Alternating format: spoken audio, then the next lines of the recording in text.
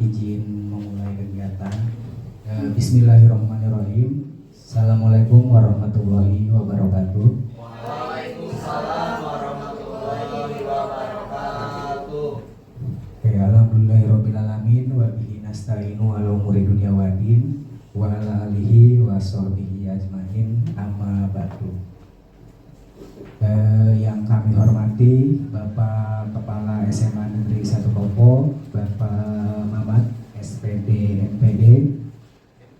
Yang kami hormati Bapak Ibu Dewan Guru SMA Negeri 1 Kopo dan rekan-rekan calon guru penggerak dari SMA Negeri 1 Kopo. Pertama-tama, marilah kita bersama-sama memanjatkan puji syukur kehadirat Allah Subhanahu wa Ta'ala, karena atas berkat rahmat dan hidayahnya kita semua bisa berkumpul di tempat ini untuk mengikuti satu kegiatan membersamai teman-teman atau rekan-rekan calon guru penggerak dalam kegiatan diseminasi aksi nyata modul 1.4 dengan judul modulnya adalah budaya positif. Bapak Ibu sekalian, di sini saya sebagai moderator kegiatan akan membacakan susunan acara kegiatan hari ini. Yang pertama, nanti ada pembukaan. Yang kedua, sambutan dari Bapak Pimpinan, Bapak Kepala Sekolah. Yang ketiga, nanti kita masuk ke kegiatan inti, yaitu diseminasi dari para calon guru penggerak. Dilanjutkan dengan kegiatan tanya jawab, ada sesi tanya jawab Bapak Ibu, dan terakhir nanti ditutup dengan kegiatan penutup. Oke, Bapak Ibu, untuk memulai kegiatan hari ini, pertama-tama izinkan kami memperkenalkan diri, walaupun sebenarnya sudah kenal ya Bapak Ibu. Untuk kegiatan diseminasi aksi nyata modul 1.4 dengan judul budaya positif ini, kami melakukan kolaborasi karena berada pada satuan pendidikan yang sama. Untuk kesempatan ini nanti ada Bu Hilpa Maulia Muparoha, terus ada saya Suudi Adha dengan rekan kita yaitu Ibu Rizka Ayu Wulandari. Bapak Ibu, untuk memulai kegiatan hari ini tadi kami sudah sedikit ngobrol. Kita buka dengan satu kegiatan ya, nanti bersama-sama. Tapi saya contohkan dulu.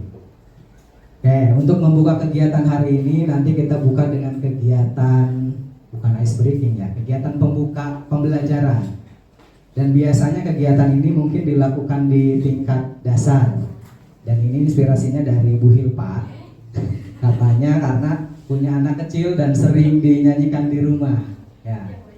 Karena hari ini saya pembawa acara sekaligus moderator kegiatan, jadi mungkin saya mencontohkan dulu Bapak Ibu ya.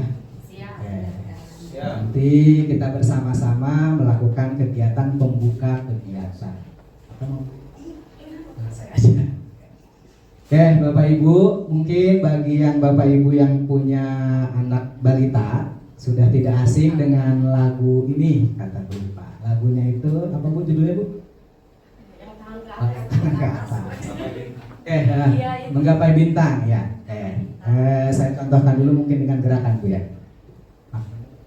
Oke, nanti kita bersama-sama untuk membuka kegiatan hari ini. Jadi sambil ada gerakan ya. Oke. Ya. Nanti kurang lebih seperti ini, saya juga mungkin agak kurang pas. Nanti ada tangan ke atas menggapai bintang, tangan ke samping burung yang terbang, tangan ke depan ikan berenang, duduk yang rapih siap berdoa. Putar-putar, tangan diputar, gulung-gulung, tangan digulung, ular melingkar di pagar bundar, kanan, kiri, atas, bawah, siap berdoa. Nah, nanti ada lanjutannya ya, tapi dimodifikasi satu, dimodifikasi Bapak Ibu ya. Luar biasa Bapak ini. Nanti dilanjutkan dengan tepuk jari 1, tepuk jari 2, tepuk jari 3, tepuk jari 4, tepuk jari 5, berbunyi semua 1, 2, 3, siap berdoa gitu. Bapak Ibu ya. Siap. Berdiri apa duduk? Gimana enaknya Bapak Ibu? Berdiri, boleh berdiri. Boleh. Bersama-sama Bapak Ibu ya. Gini aja gitu terbangnya gini. Oke, siap ya Bapak Ibu ya. Kita mulai. 1, 2, 3. Tangan ke atas menggapai bintang, tangan ke samping burung yang terbang, tangan ke depan ikan berenang, duduk yang rapi siap berdoa. Putar-putar, tangan diputar, gulung-gulung, tangan digulung, ular melingkar di pagar bundar, kanan, kiri, atas, bawah, siap berdoa. Tepuk 1, tepuk jari 2, tepuk jari 3, tepuk jari 4, tepuk jari 5, tepuk semua 1, 2, 3, siap berdoa. Oke, terima kasih Bapak Ibu. Bapak Ibu, tadi kita sudah sedikit mengawali dengan satu kegiatan, pembuka kegiatan. Di kegiatan tadi kita dilanjutkan dengan kegiatan berdoa. Nah, untuk memulai kegiatan hari ini, mudah-mudahan berjalan lancar sampai dengan akhir nanti. Marilah kita bersama-sama melafazkan Bismillah. Bismillahirrahmanirrahim. Oke, Bapak Ibu, amin amin ya robbal alamin. Terima kasih. Kita lanjut ke sesi yang kedua, yaitu sambutan dari Bapak Kepala Sekolah kepada Bapak Mamat, SPD MPD, kami persilahkan.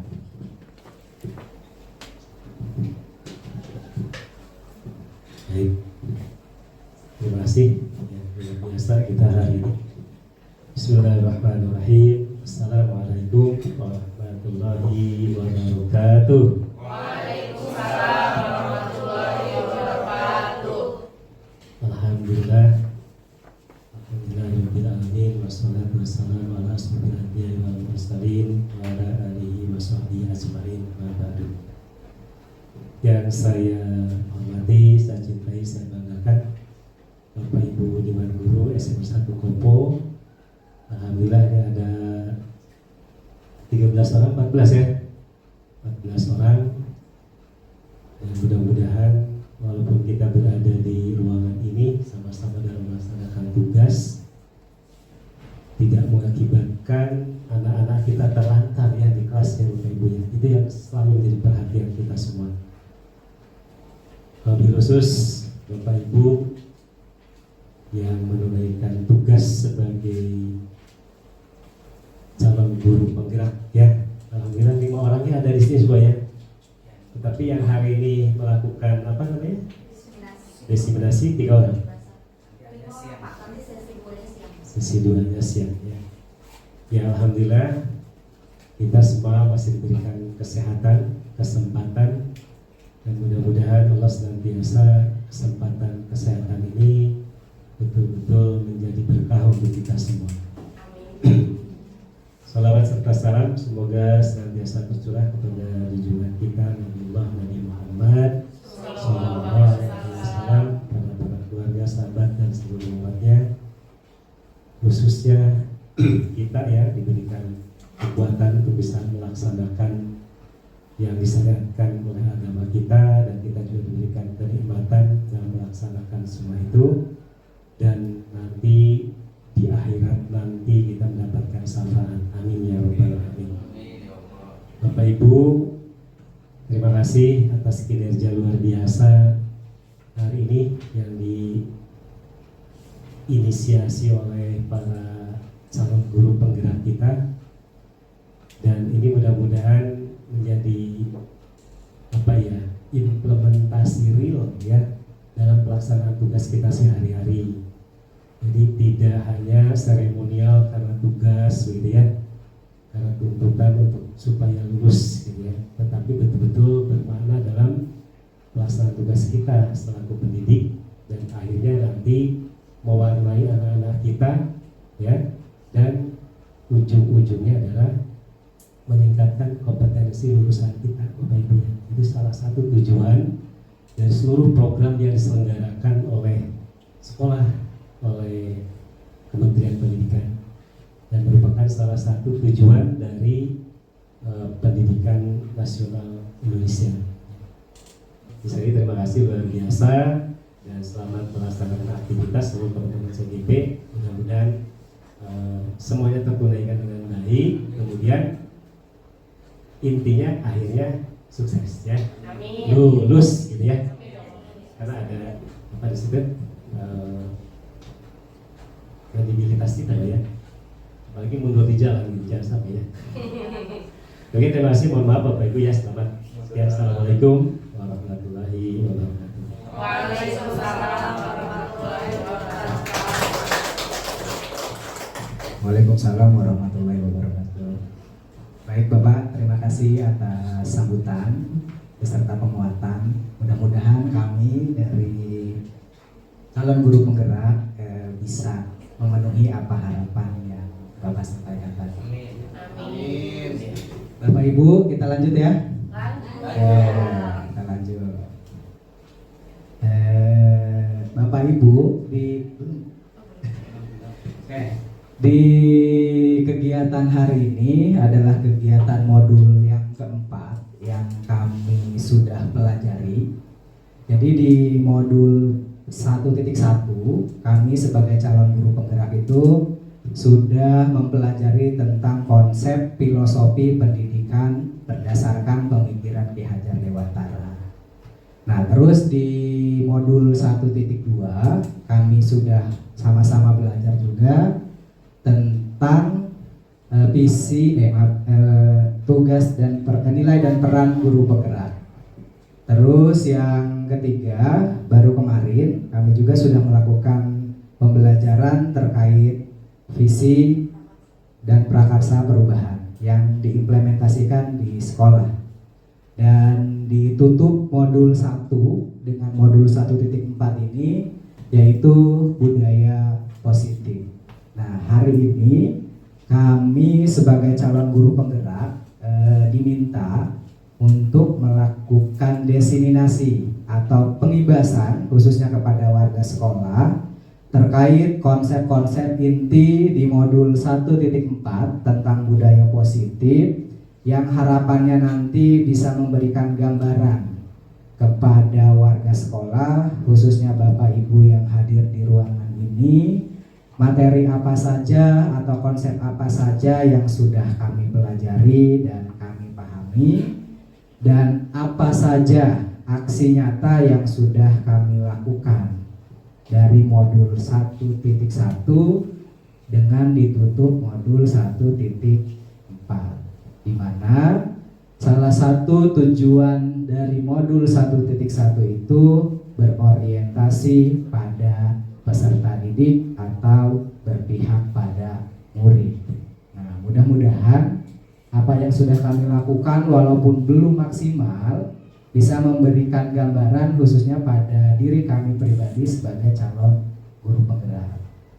Bapak Ibu, kita lanjut ke kegiatan ketiga, yakni kegiatan inti atau pengimbasan terkait materi apa saja yang sudah kami pelajari dan harus kami imbaskan, dan pemaparan terkait aksi nyata yang sudah dilakukan oleh masing-masing calon guru penggerak. Karena di sini kami kolaborasi, jadi nanti pemaparannya tentang masing-masing karena dilakukan oleh masing-masing. Oke, Bapak Ibu, di sini ada tagline salam guru penggerak. Ada 3 ya tagline-nya Bu ya. Oke, yang pertama tergerak, yang kedua bergerak, dan yang ketiga menggerakkan. Nah, kegiatan diseminasi ini mungkin salah satu bentuk Bapak Ibu ya dari kami untuk ada di tahap menggerakkan secara skala kecil mungkin ya, belum seluruhnya. Oke, lanjut Bapak Ibu. Nah, sebelum memulai kegiatan di sini kita ada sedikit aktivitas yang mudah-mudahan nanti akan memberikan kegiatan kita itu bisa berjalan lebih baik. Nah, ini kolaborasi Bapak Ibu ya, hasil dari pemikiran teman-teman CGP. Jadi tidak satu orang.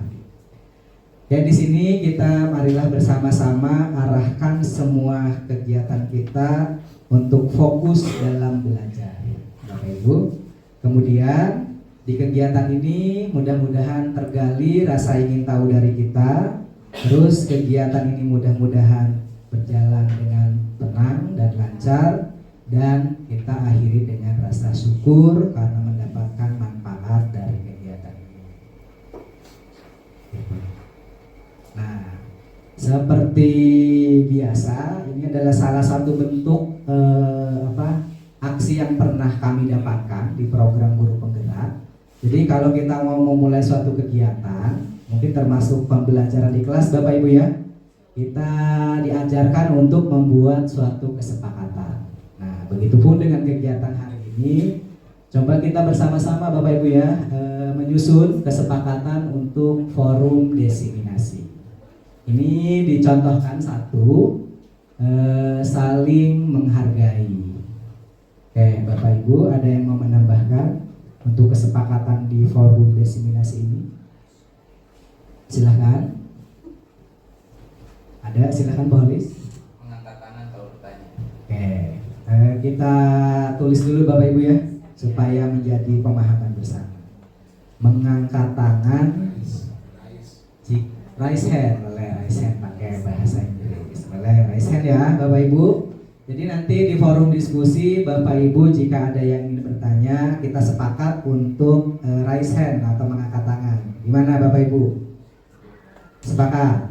Sepakat. Oh iya, maaf, yang awal dulu saling menghargai, disepakati atau tidak?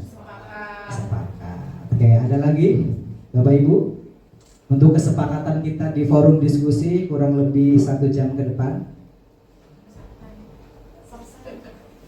Sersa, seperti anak-anak. Boleh. Serius tapi santai. Gimana Bapak Ibu? Boleh. Jadi kegiatan kita nanti dilaksanakan dengan serius, tetapi vibes-nya itu tetap santai. Jangan tegang Bapak Ibu ya. Nah, ini kata-kata yang biasa disampaikan anak di ruang kelas. Sersa, serius tapi santai. Nah, ini saya juga baru menemukan kemarin Pak Alis, pas menerapkan ilmu yang dari saya. Oke Bapak Ibu, ada lagi? Santai itu boleh minum? Boleh Bapak Ibu ya. Boleh makan juga sambil berarti. Boleh dibantu ditulis? Sudah. Nggak apa-apa, di bawahnya aja. Mungkin itu lebih ke suasana. Oke. Boleh minum dan makan. Ada Bapak sedikit. Ya, sedikit. Ada yang... Oke, berarti ada lagi Bapak Ibu yang mau ditambahkan? Cukup? Cukup. Oke, kita lihat kembali. Saya bacakan Bapak Ibu ya. Mudah-mudahan bisa disepakati lagi. Kesepakatan kita di forum desiminasi pada sesi hari ini, tadi kita bersama-sama ada 4 poin. Yang pertama, kita harus saling menghargai. Yang kedua, kita jika ingin bertanya atau keluar ruangan ya, mungkin dengan melakukan raise hand atau angkat tangan. Kegiatannya diharapkan itu berjalan dengan serius, tetapi suasananya tetap santai. Pada saat kegiatan, para peserta diperbolehkan untuk sambil Bapak Ibu ya makan minum dan tidak lupa untuk tetap menjaga kebersihan. Bagaimana Bapak Ibu, sekali lagi disepakati? Sepakat. Alhamdulillah. Nanti saling mengingatkan Bapak Ibu ya kalau ada peserta yang tidak sepakat. Oke, Bapak Ibu, kita lanjut ke poin materi kita. Nah, di sini ada sedikit pertanyaan pemantik Bapak Ibu ya. Jadi pertanyaan awal mungkin sudah tidak asing. Kalau kita masuk ke kelas mau memberikan materi, kita biasa memberikan beberapa pertanyaan pemantik Bapak Ibu ya. Karena forum desiminasi kita juga anggaplah sebagai forum belajar atau berbagi, jadi kami sepakat untuk sedikit memberikan pertanyaan pemantik yang berkaitan dengan modul yang akan dibahaskan. Oke, Bapak Ibu, saya bacakan ya. Di sini pertanyaannya, apakah Anda setuju dengan pernyataan ini? Ada 3 pertanyaan pemantik. Yang pertama, hukuman dapat mendisiplinkan anak. Bagaimana Bapak Ibu, setuju atau tidak? Tidak. Tidak. Oke. Gak apa-apa Bapak Ibu ya, kita jawab sesuai pemahaman dulu. Ada yang menjawab setuju, ada yang tidak. Dikip saja Bapak Ibu jawabannya. Yang kedua, pemberian hukuman dengan hal yang positif, misalnya membaca, membersihkan halaman sekolah, dan meningkatkan disiplin, itu kira-kira kegiatannya kita setujui atau tidak? Setuju, tidak. Masing-masing, ya nggak apa-apa. Di hati aja jawabnya. Iya, di hati aja. Oke, yang ketiga, memberi penghargaan dapat meningkatkan motivasi belajar anak. Setuju tidak? Dijawab. Jawab. Oke, Bapak Ibu, ini pertanyaan pemantik yang bisa dijawab oleh kita masing-masing karena setiap orang punya persepsi atau pemahaman yang berbeda. Tetapi nanti setelah kita bersama-sama mengikuti pembelajaran hari ini, mudah-mudahan memberikan gambaran terkait jawaban dari pertanyaan-pertanyaan pemantik di awal ini. Bapak Ibu ya. Oke, dilanjut Bu Hilpa. Ini jawaban kita. Nah, sesuai dengan judul modul, di sini kami menyampaikan terlebih dahulu terkait konsep atau definisi dari budaya positif itu sendiri. Nah, di sini kami secara kolaborasi menuliskan bahwa budaya positif merupakan perwujudan dari nilai-nilai atau keyakinan universal yang dapat diterapkan sekolah. Nah, nanti kita akan belajar tuh apa sih yang disebut dengan nilai-nilai kebajikan universal. Terus berikutnya kami menuliskan di sini bahwa budaya positif itu diawali dengan yang namanya perubahan paradigma tentang teori kontrol. Bapak Ibu, nanti kita akan belajar bersama. Dan yang ketiga, nah selama ini mungkin Bapak Ibu ya, kita sebagai guru merasa berkewajiban untuk mengontrol perilaku siswa agar memiliki perilaku yang sesuai dengan yang kita harapkan selama ini ya Bapak Ibu. Nah, di sini perwujudannya itu salah satunya guru itu sering memberikan hukuman kepada siswa yang melakukan kesalahan. Nah, sebaliknya kalau ada anak kita atau siswa kita yang memberikan sesuatu yang lebih baik, biasanya kita suka memberikan imbalan atau penghargaan atau reward. Kira-kira nanti setelah kita belajar ini boleh atau tidak. Nah, di sini ada good habit akan membentuk good life. Bapak Ibu ya. Ini pengantar Bapak Ibu, belum ke inti materi. Oke. Nah, di modul 1.4 terkait budaya positif, Bapak Ibu, di sini kami sebagai calon guru penggerak mempelajari 6 intisari materi yang berkaitan dengan nantinya bagaimana kami sebagai calon guru penggerak atau nantinya insya Allah jadi guru penggerak dapat menerapkan budaya positif khususnya di sekolah. Nah, di sini ada 6 intisari saya sebutkan. Yang pertama, kita akan mempelajari bersama tentang konsep disiplin positif. Yang kedua adalah motivasi perilaku manusia. Yang ketiga, keyakinan sekolah atau keyakinan kelas. Yang keempat, kebutuhan dasar manusia. Yang kelima, posisi kontrol, restitusi. Dan yang keenam adalah segitiga restitusi. Nah, Bapak Ibu sebagai awalan di 6 intisari pokok ini semuanya itu menunjang terkait penerapan budaya positif khususnya di sekolah. Nah, harapan kami setelah kita belajar bersama-sama dari rekan CGP lebih kuat pemahamannya, dari Bapak Ibu mungkin tidak mengurangi hormat kami terhadap pemahaman Bapak Ibu, memberikan gambaran walaupun mungkin tidak begitu baik Bapak Ibu ya. Tapi harapannya bisa pemahamannya lebih baik. Sama gitu seperti yang kami dapatkan. Karena kami juga proses belajar di sini. Oke, untuk pembahasan materi di awal, di sini kami akan melakukan kolaborasi. Jadi nanti akan dilanjutkan oleh rekan kita. Untuk yang pertama terkait konsep disiplin positif dan motivasi perilaku manusia akan disampaikan oleh Ibu Rizka Ayu Wulandari. Kepada Bu Ayu, saya persilahkan.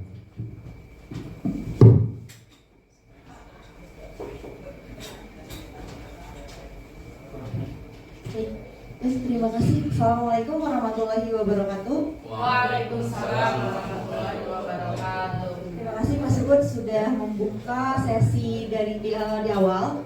Jadi nanti saya akan menjelaskan tentang disiplin positif dan perilaku manusia, ya perilaku motivasi manusia. Nah, yang pertama ada disiplin positif. Oke, disiplin positif berasal dari bahasa Latin, yaitu disciplina, yang artinya belajar. Disiplin diri membuat orang menggali potensi menuju sebuah tujuan, apa yang dia hargai. Disiplin positif merupakan suatu cara penerapan disiplin yang mengajarkan anak bertanggung jawab dan menumbuhkan kesadaran diri berdasarkan nilai kebajikan. Jadi disiplin positif ini harapannya menumbuhkan kesadaran diri peserta didik kita gitu ya, dan berdasarkan nilai kebajikan. Berikutnya adalah disiplin positif lebih ke arah disiplin diri yang dapat mengontrol diri dalam melakukan segala tindakan. Berikutnya ada nilai-nilai kebajikan universal. Di sini nilai-nilai kebajikan adalah sifat-sifat positif manusia yang merupakan tujuan mulia yang ingin dicapai setiap individu. Nilai-nilai tersebut bersifat universal dan lintas bahasa, suku, agama maupun latar belakang. Berikutnya ada 6 pelajar profil Pancasila. Di sini Bapak Ibu pasti sudah paham ya, apalagi yang sudah mengajar kelas 1, kelas 2 itu kurikulum merdeka. Kita mempunyai 6 karakter dalam profil pelajar Pancasila, yaitu 1 apa aja Bapak Ibu? Beriman, bertakwa kepada Tuhan Yang Maha Esa. 2, berakhlak mulia. 2, mandiri. Yang ketiga, berkebinekaan global. Yang keempat, bergotong royong. Yang berikutnya kreatif. Terakhir 6, bernalar kritis. Nah Bapak Ibu, kita mengharapkan anak-anak kita itu memiliki 6 karakter profil pelajar Pancasila ini. 6 ini bisa diharapkan dari disiplin positif yang akan kita sampaikan berikut. Berikutnya ada motivasi perilaku manusia. Di sini ada 3 motivasi perilaku manusia. Yang pertama, 1. Untuk menghindari ketidaknyamanan atau hukuman. Apa yang akan terjadi apabila saya tidak melakukannya? Itu adalah motivasi dari eksternal. Jadi yang kedua, untuk mendapatkan imbalan dari orang lain atau institusi. Apa yang akan saya dapatkan apabila saya melakukannya? Yaitu motivasi eksternal. Berikutnya, untuk menghargai diri sendiri. Saya akan menjadi orang yang seperti apa apabila saya melakukannya. Itu adalah motivasi internal, tujuan dari disiplin positif. Jadi tujuan dari disiplin positif ini adalah dari diri sendiri dulu, menumbuhkan rasa dia bersalah atau tidaknya sebelum dari eksternal. Oke, berikutnya ada hukuman dan disiplin. Di sini ada hukuman, di sini ada disiplin. Yang pertama yaitu hukuman. Hukuman bersifat tiba-tiba atau tidak terencana. Siswa tidak tahu apa yang akan terjadi dan tidak dilibatkan. Hukuman yang hanya bersifat satu arah dari guru yang memberikan dan siswa hanya menerima hukuman tersebut tanpa suatu diskusi atau arahan dari guru, baik sebelum atau sesudahnya. Berikutnya, hukuman berupa fisik maupun verbal atau membuat siswa tersakiti. Ini yang disebut dengan hukuman. Jadi dampaknya langsung dari guru kepada siswa. Itu hukumannya. Berikutnya adalah disiplin. Disiplin dalam bentuk sanksi atau konsekuensi sudah terencana atau sudah dibahas dan disepakati sebelumnya oleh guru dan siswa. Jadi ada konsekuensi yang sudah dibuat bersama, yaitu tadi kesepakatan sebelumnya. Sanksi dibuat oleh guru atau sekolah dan siswa sudah mengetahui sanksi, konsekuensi yang akan diterima. Tetapi sanksi atau konsekuensi tetap membuat siswa merasa tidak nyaman dalam jangka waktu pendek. Berikutnya ada hukuman, perbedaan antara hukuman dan konsekuensi. Di sini ada hukuman, sesuatu yang menyakitkan harus terjadi. Kalau konsekuensi, sesuatu harus terjadi. Hukuman membuat anak sakit fisik maupun hati untuk jangka waktu lama. Konsekuensi membuat anak merasa tidak nyaman dalam waktu jangka pendek. Hukuman, anak membenci kedisiplinan. Konsekuensi, anak menghargai disiplin. Hukuman, paksaan. Konsekuensi, stimulus atau tanggapan. Hukuman, mendorong anak menyakiti diri sendiri. Konsekuensi, mendorong anak agar mudah menyesuaikan diri. Hukuman, konsep diri yang buruk. Kalau konsekuensi, konsep diri yang baik. Hukuman, anak belajar untuk menyembunyikan kesalahan. Konsekuensi, anak belajar untuk mematuhi peraturan. Hukuman, marah, rasa bersalah, dipermalukan, merasa tak dihargai. Apabila konsekuensi, kehilangan hak, tidak dibuat nyaman, diasingkan untuk sementara atau time out. Ini adalah beberapa perbedaan antara hukuman dan konsekuensi yang disadur dari restitution Diane dosen The 5 Position of Control Yayasan Pendidikan Leluhur. Berikutnya.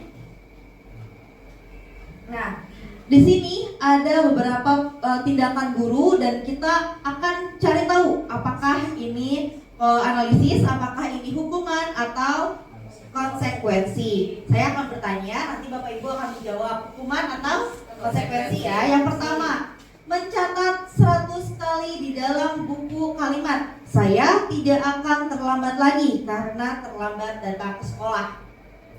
Hukuman. Yang pertama, hukuman atau konsekuensi? Hukuman. Ada yang menjawab konsekuensi? Ya, oke, keep dulu ya. Hukuman. Kedua, lari mengelilingi lapangan basket 2 kali karena terlambat hadir di sekolah. Hukuman atau konsekuensi? Hukuman. Murid diminta push up 15 kali karena tidak menggunakan masker di sekolah. Hukuman atau konsekuensi? Hukuman. Murid diminta untuk push up. Hukuman atau konsekuensi? Hukuman. Oke. Menggantikan kertas tugas teman yang telah dicoret-coret. Konsekuensi. Konsekuensi. Membersihkan tumpahan air di meja tulis karena tersenggol pada saat belajar. Konsekuensi. Murid disuruh mengenakan sepatu seharian di sekolah karena tidak mengenakan sepatu hitam. Hukuman. Murid disuruh untuk tidak mengenakan sepatu seharian di sekolah Tidak. karena tidak menggunakan sepatu hitam. Hukuman. Konsekuensi atau ada yang konsekuensi, ada yang hukuman. Baik. Terakhir, lari mengelilingi lapangan basket 2 kali karena terlambat 10 menit untuk pelajaran PJOK. Pelajaran apa Fahmi nih? Pelajaran apa Fahmi? Konsekuensi atau? Ya, konsekuensi. Oke ya. Kita lihat jawaban Bapak Ibu. Nah, ini jawabannya. Mencatat 100 kali itu termasuk hukuman. Hukuman ya. Nih, saya tidak akan terlambat lagi karena terlambat ke sekolah, itu suatu hukuman. Berikutnya, lari mengelilingi lapangan, itu adalah hukuman. Berikutnya, murid diminta push up, itu juga hukuman. Berikutnya, menggantikan kertas tugas teman, itu adalah konsekuensi. Memberikan tumpahan air, itu adalah konsekuensi ya, karena membersihkan akibat dia menumpahkan minyak temannya. Berikutnya, murid disuruh mengenakan sepatu seharian, itu adalah hukuman karena konsekuensinya bisa cari yang lain. Berikutnya, lari mengelilingi lapangan basket karena terlambat tapi di pelajaran PJOK, jadi konsekuensi. Berikutnya ya. Nah, berikutnya adalah penghargaan. Penghargaan sama halnya dengan hukuman, ternyata penghargaan juga seperti menghukum seseorang. Berikut pengaruh buruk penghargaan terhadap anak menurut Ford. 1. Memberikan pengaruh jangka pendek dan jangka panjang. 2. Penghargaan tidak efektif. 3. Penghargaan merusak hubungan. 4. Penghargaan mengurangi kualitas. Jadi sebuah penghargaan itu tidak selalu berupa baik ya Bapak Ibu, karena anak mengikuti aturan atau mendisiplinkan aturan karena Bapak Ibu memberi penghargaan. Jika kamu datangnya tepat waktu, maka akan mendapatkan nilai 100 misalkan. Itu anak akan berpikirnya bagaimana caranya saya mendapatkan nilai 100, bukan bagaimana caranya saya untuk mendisiplinkan waktu. Berikutnya ada keyakinan sekolah atau kelas yang akan dibahas oleh Ibu Hilfa, rekan saya. Oh, Pak Sud ya, mohon maaf dilanjutkan oleh Pak Sud. Keyakinan sekolah atau kelas. Oke, terima kasih Bu Ayu. Bapak Ibu boleh dikasih aplaus dulu. Bapak Ibu, itu tadi 2 intisari dari modul budaya positif yang sudah disampaikan atau dipaparkan oleh Ibu Ayu. Yang pertama tadi kita sama-sama sudah mendengarkan, yakni terkait konsep disiplin positif. Yang kedua, tadi kita sudah belajar terkait motivasi perilaku manusia. Oke. Bagaimana Bapak Ibu terkait kalau kita kembali ke pertanyaan pemantik tadi, kira-kira hukuman dan penghargaan itu boleh dilakukan atau tidak di sekolah? Udah deh. Oke, mungkin kalau hukuman sebaiknya dihindari, tapi kalau penghargaan mungkin disesuaikan dengan kondisi. Bapak Ibu ya. Nah, supaya lebih paham terkait pertanyaan pemantik tadi, kita akan lanjutkan ke materi berikutnya, yakni materi tentang keyakinan sekolah atau kelas, dan nanti dilanjutkan dengan konsep posisi kontrol dan 5 kebutuhan dasar manusia. Nah, untuk materi ini akan dipaparkan oleh Ibu Hilpa Maulia Mufarah. Kepada Ibu Hilpa, silakan. Assalamualaikum warahmatullahi wabarakatuh. Gimana kabarnya hari ini Bapak Ibu? Alhamdulillah, luar biasa. Allahu Akbar. Oke, masih semangat ya? Semangat dong. Coba senyuman manisnya mana? Oke, nah sebelum kita beranjak ke materi selanjutnya, ini kelihatannya Pak Ulis agak-agak gimana gitu, bingung apa gimana ini ya. mungkin jangan terlalu tegang Pak, kan tadi kesepakatannya santai aja ya Pak ya. Serius tapi santai. Atau mungkin sayanya yang tegang kali ya Bapak Ibu. Karena mau menyampaikan informasi ya atau sharing ya terkait dengan apa yang sudah saya pelajari gitu di program ini. Nah, Bapak Ibu sebelumnya kita ice breaking dulu mau? Boleh. Siapa kira-kira di sini yang mau memberikan ice breakingnya yang terbaik yang biasa disampaikan di sekolah? Coba, maksudnya di kelas ya. Di kelas Bapak Ibu siapa nih yang biasanya sering nih? Bu Dede ya kayaknya ya. Bu Dede punya ice breaking, Bu Dede? Enggak. Oke, siapa nih? Bu Eva? Iya, kayaknya Bu Eva nih. Tepuk tangan dulu dong untuk Bu Eva. Oke, silakan Bu Eva. Silakan Bu Eva. Ada Bu Eva? Iya, ada dong. Oke. Boleh. Apa body?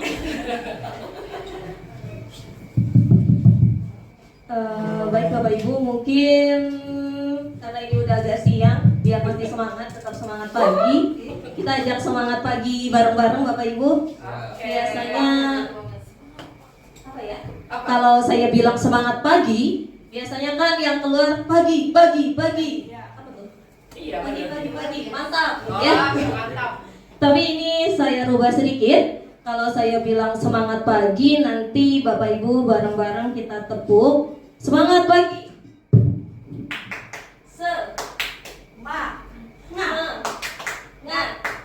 Semangat pagi. Oh, pakai tangannya. Oke. Ada love-nya ya, pakai love language-nya bebas deh. Love-nya kayak gimana? Baik, saya mulai. Boleh berdiri mungkin. Berdiri dulu ya Bapak Ibu ya. Semangat pagi. Semangat.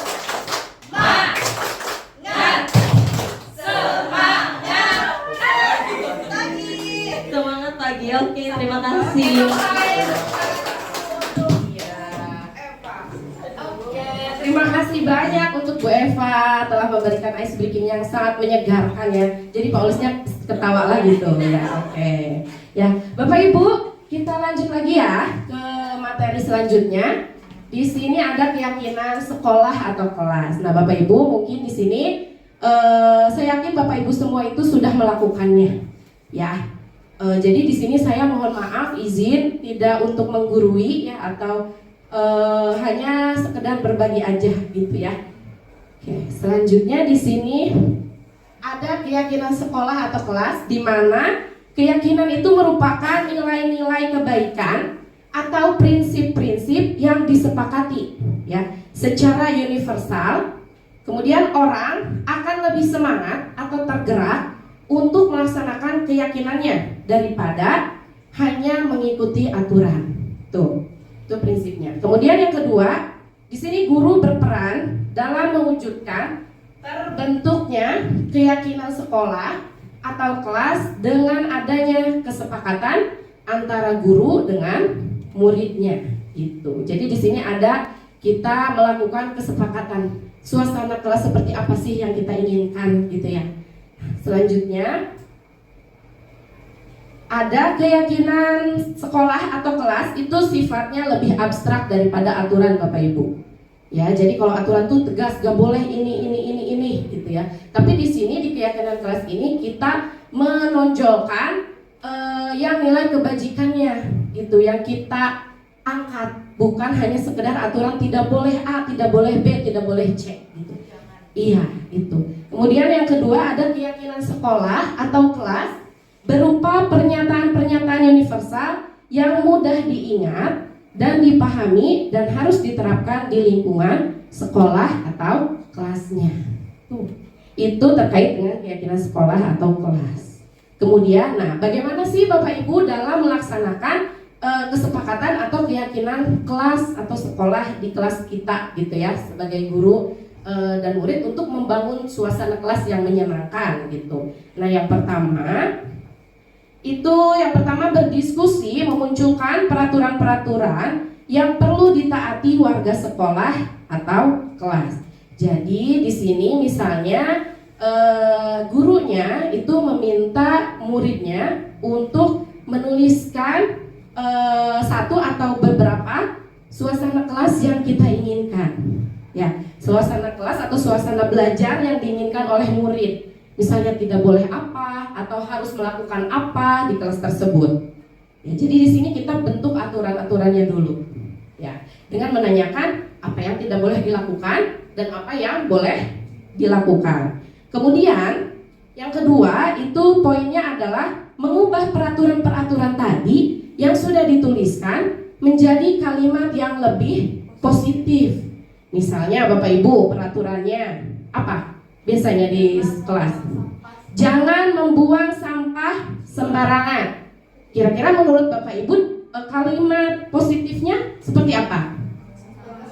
Iya, bisa diganti kalimatnya yang lebih positif seperti buang sampah pada tempatnya gitu ya. Kemudian yang ketiga, ada menyarikan peraturan-peraturan menjadi nilai-nilai kebajikan atau keyakinan sekolah atau kelas. Jadi kita ambil intisarinya, menyarikan di sini tuh maksudnya ambil intisarinya dari peraturan-peraturan tadi menjadi nilai kebajikannya. Peraturan yang buang sampah sembarangan, buang sampah pada tempatnya itu nilai kebajikan apa yang kita ambil gitu. Misalkan nilai kebajikan apa dari peraturan buang sampah pada tempatnya? Menjaga kebersihan, betul, gitu ya. Jadi dari peraturan nilai apa? Positif, kalimat positif, kemudian kita saring menjadi nilai kebajikan itu ya. Yang mau kita tanamkan di anak adalah menjaga kebersihannya. Tuh, itu poin yang ketiga. Kemudian yang keempat, berdiskusi mengenai gambaran perilaku yang mencerminkan keyakinan kelas atau sekolah. Nah, di diskusi mengenai gambaran perilaku yang mencerminkan keyakinan sekolah atau kelas ini akan kita maksudnya kegiatan pendalaman keyakinan sekolah atau kelas. Nah, ada dua kegiatannya Bapak Ibu. Yang pertama, kegiatan tampak seperti dan tidak tampak seperti, atau kita tuliskan dalam bentuk tabel Y dan tabel T. Ya, ada disebutkan di situ kegiatan. Kita cari kegiatan yang tampak seperti apa nih siswa seharusnya, dan tidak tampak seperti apa yang tidak boleh dilakukan. Gitu. Kemudian yang kedua ada kegiatan tugas saya sebagai guru ngapain, sedangkan tugas siswa sebagai muridnya itu ngapain gitu ya. Itu intisari dari kesepakatannya atau keyakinannya. Ini ada contohnya Bapak Ibu. Misalnya di sini tabel T-nya ya. Tabel T itu terkait dengan tampak seperti dan tidak tampak seperti. Nah, di sini nilai kebajikannya yaitu saling menghormati. Yang merujuk ke nilai kebajikan saling menghormati itu yang seperti apa atau tampak seperti apa? Yang pertama contohnya misalnya datang tepat waktu. Nah, itu yang tampaknya ya. Sedangkan yang tidak tampaknya itu yang apa? Sering hadir terlambat. Ya, bisa dibaca di sini ya Bapak Ibu ya? Bisa. Iya. Contohnya yang kedua, menyapa, memberi salam, tersenyum kepada guru dan teman setiap hari. Jadi tapi bukan setiap hari kita harus gini gitu ya. Tapi kita di sini punya yang namanya budaya 5S. Ya, masih ingat Bapak Ibu apa 5S? Senyum, salam, sapa, sopan dan santun itu ya. Nah, apa tidak tampaknya atau perilaku tidak tampaknya itu ada acuh tak acuh kepada guru dan teman. Jadi kalau ibarat di ini kegiatan yang tidak tampak tuh yang tampak tuh yang positifnya yang harusnya ada yang dilakukan oleh siswanya ya. Sedangkan yang tidak tampak itu lebih ke arah yang berlawanannya gitu ya. Tuh. Gimana? Bisa dipahami Bapak Ibu untuk yang ini? Oke, lanjut lagi. Ini ada tabel Y. Nah, ini contohnya mana? Oh iya, sudah? Oke, ini ada tabel Y. Nah, di tabel Y ini ada 3 indikator. Ada yang pertama ada terdengar, kemudian ada terlihat dan berperilaku. Dari ini penguatan yang keyakinan dan nilai kebajikan tadi ya. Kita inginkan anak itu di kelasnya itu jadi seperti apa? apakah menonjolkan nilai-nilai kebajikannya yang seperti apa. Nah, ini tampaknya contohnya. Misalkan yang terdengar, kita di kelas tuh ingin tuh mendengar yang begini-begini nih Bapak Ibu nih. Misalnya ada, yuk saya bantu kalau ada temannya yang meminta tolong, iya atau minta bantuan. Jangan ada yang minta bantuan tapi diacuhkan gitu ya. Kemudian yang kedua, kita bisa selesaikan ini bersama-sama. Itu yang ingin kita dengarkan idealnya ya Bapak Ibu ya. Kemudian ada kita harus mengucapkan kata terima kasih, tolong ya, kemudian permisi ya, ataukah boleh saya pinjam ini gitu. Boleh ya. Nah itu ya Bapak Ibu, kita ingin mendengar hal-hal yang seperti itu di dalam kelas, benar nggak Bapak Ibu? Iya. Kemudian yang kedua ada terlihat. Jadi kita melihat nih. Tadi mendengar, sekarang kita melihat. Panca indera ya, ini baru 2. Ada berempati terhadap perasaan orang lain. Ya, berempati. Jadi kita nggak cuek, kita peduli intinya ya.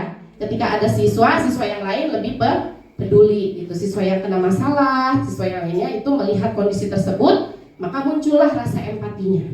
Kemudian yang kedua ada memegang barang milik orang lain hanya dengan izinnya. Jadi harus meminta izin dulu.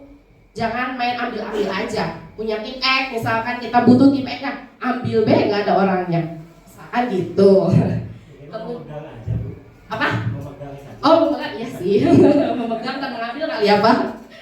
Oke, kemudian yang ketiga ada mendengarkan dengan sama. Berarti fokus perhatian ya. Terus ada senantiasa berbuat baik dan berbagi. Kalau nggak bawa bekal, yang satu nggak bawa bekal, yang lainnya bawa bekal, gimana yang satunya? Dibagi jangan?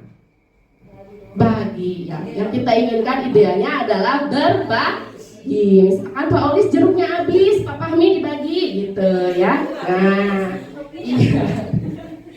Oke, selanjutnya ini ada berperilaku. Nah, ini berperilaku nih. Misal Pak Fahmi itu sering tersenyum ramah. Ya, siswanya juga berarti senyumnya juga ramah. Ini mah kita udah tersenyum ramah di kelas, siswanya. Nah, itu ya. Jadi ini ya, tersenyum ramah nih. Kemudian ada memberikan salam hormat, berjabat tangan, namaste, meletakkan tangan di dada dan salim. Berbagai bentuk cara hormat ya. Kemudian ada memberikan ruang untuk bekerja dan postur tubuh yang tenang. Gerasak-gerusuk. Ya, itu terkait dengan tabel T dan tabel Y. Kemudian ada langkah selanjutnya yang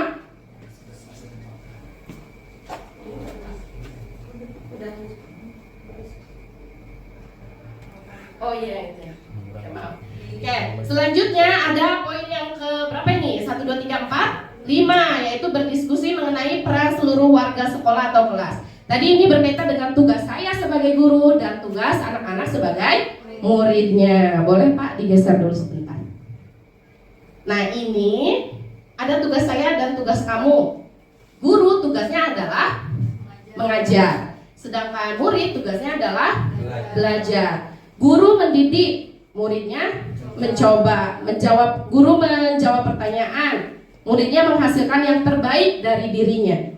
Jadi mengerjakan tugas dengan sebaik mungkin yang bisa dia lakukan. Tuh. Kemudian guru tugasnya memberi nilai, misalkan guru menegakkan peraturan atau kelas sekolah dan menjalankan keyakinan kelas dan peduli terhadap semua murid. Kemudian apakah semuanya sudah Bapak Ibu dilakukan? Iya, saya yakin semuanya sudah ya. Luar biasa, tepuk tangan dong buat Bapak Ibu semuanya. Kemudian murid tugasnya untuk belajar, mencoba menghasilkan yang terbaik dari diri, bertanya jika tidak paham, mengikuti peraturan atau tadi keyakinan kelasnya, mendengarkan dan memeriksa tugasnya dengan baik kembali. Itu terkait tugas saya sebagai guru dan tugas kamu sebagai muridnya. Tuh ya. Nah, selanjutnya ada meninjau ulang keyakinan sekolah atau kelas dari waktu ke waktu. Jadi Bapak Ibu jangan mentang-mentang kita udah bikin di awal, udah itu didiemin gitu ya. Tapi kita tinjau ulang kembali apakah masih relevan dengan suasana kelas kita. dari waktu ke waktu. Ya, itu langkah-langkah merumuskan keyakinan sekolah atau kelas. Selanjutnya ini ada materi tentang kebutuhan dasar manusia. Lanjut. Nah, di sini ada pernyataan ketika seorang murid melakukan sebuah perbuatan yang bertentangan dengan nilai-nilai kebajikan atau melanggar peraturan, hal itu sebenarnya dikarenakan mereka gagal memenuhi kebutuhan dasar mereka. Nah, sebenarnya apa sih kebutuhan dasar mereka itu? Atau kebutuhan dasar kita sebagai manusia ya Bapak Ibu? Kita inginnya tuh diapain? Lanjut, ya. Ada 5 nih Bapak Ibu ya. Ada 5 kebutuhan dasar. Yang pertama ada kebutuhan akan kasih sayang dan rasa diterima atau love and gimana mengucapkannya? Belonging. Oke. Di mana di sini kebutuhan sifatnya yang psikologis fase. Di kebutuhan yang disayang dan ingin diterima, ya, diterima oleh teman-temannya, disayang oleh guru dan temannya, gitu. Ini kebutuhan dasar nih. Iya, idola cinta. Kemudian yang kedua ada kesenangan, Bapak Ibu, fun. Kebutuhan untuk mencari kesenangan, bahagia dan tertawa, gitu ya.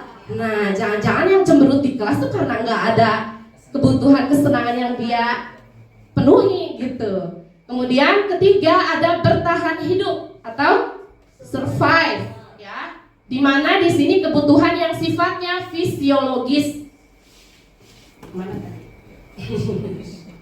Fisiologis untuk bertahan hidup seperti makanan, kesehatan, atau tempat tinggal dan lain sebagainya. Jadi yang sifatnya fisiologis beda dengan yang rasa kasih sayang. Itu yang psikologisnya. Kemudian yang keempat itu ada kekuasaan atau power, ya. Dimana di sini kebutuhan akan pengakuan atas kemampuannya. Padahal gue bisa, padahal saya bisa, tapi gurunya nggak lihat saya, gitu. Ya, bisa jadi itu contohnya. Nah, terakhir ada kebutuhan kebebasan atau freedom, yaitu kebutuhan kebebasan dalam menentukan pilihan. Misalnya kalau di siswa itu ada celetak-celetuk gini, bosen gitu-gitu baik gitu. Ya nggak sih? Nah, itu dia mungkin kebutuhannya yang kebutuhan yang kebebasan ini yang tidak terpenuhi begitu. Nah, selanjutnya Bapak Ibu nih terkait dengan kebutuhan, saya punya pernyataan nih. Menurut Bapak Ibu kira-kira kebutuhan dasar apa yang tidak dipenuhi di sini? Pertanyaan pertama kita simak, baca. Ibu guru bilang, aku tidak boleh bersenandung atau bernyanyi sewaktu mengerjakan tugas. Katanya kelas harus tenang, tidak ada suara. Padahal kan aku suka dan senang bernyanyi. Kebutuhan apa yang tidak terpenuhi? Masa yang benar? Benar kesenangan? Itu Bu Novi kayaknya ada perbedaan pendapat nih. Bu Novi gimana Bu Novi? Sama kebebasan bukan sih? Oke, kita cek jawabannya ya. Kira-kira apa teman-teman? Tada! Jawabannya adalah kesenangan. Di situ ada indikator saya senang bernyanyi tapi nggak boleh gitu. Jadi kan ada kebutuhan kesenangan dia yang tidak terpenuhi gitu, di-cut gitu ya. Oke, kemudian yang kedua, ibu guru tidak menyapaku hari ini, padahal aku pakai jepit rambut baru. Apa kira-kira?